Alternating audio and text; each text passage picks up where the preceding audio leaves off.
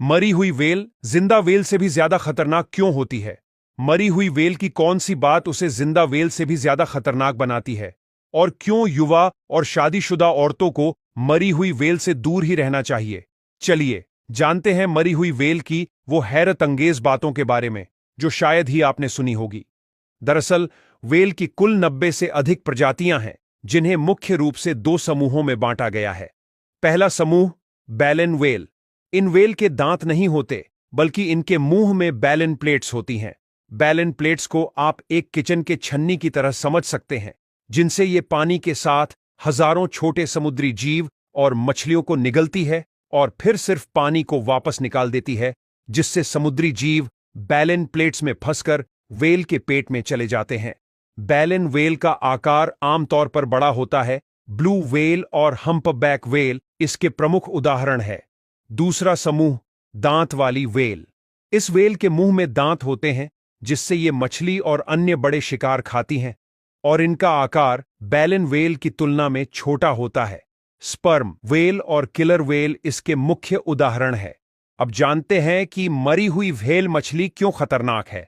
मरी हुई व्हेल की बात करें तो कुछ प्रजातियों की व्हेल मरने के बाद सबसे ज्यादा खतरनाक बन जाती है, जिसमें blue whale, sperm whale, humpback well और फिन वेल का नाम सबसे ऊपर आता है। आमतौर पर जब वेल की मौत होती है, तब उसका शरीर समुद्र के तल में जाकर कुछ महीनों में नष्ट हो जाता है। लेकिन जब वेल का शरीर समुद्र के किनारे पर आ जाता है, तब उसमें एक अजीब सी खतरनाक प्रोसेस शुरू होने लगती है। जब वेल का मृत शरीर समुद्र के किनारे पर आता है, तब उसमें गर्म वातावरण और सूर्य की रोशनी के चलते मृत शरीर में सड़न प्रक्रिया तेजी से शुरू होती है, जिससे मीथेन और हाइड्रोजन सल्फाइड जैसी हानिकारक गैस बनने लगती है। यह गैस वेल के शरीर में जमा होती रहती है, क्योंकि वेल के शरीर की मोटी चर्बी के कारण वह बाहर नहीं निकल सकती है। इसलिए वेल का शरीर एक गुब्बारे जैसा फूलने लगता है, लेकिन वह बाहर से दिखता नहीं है।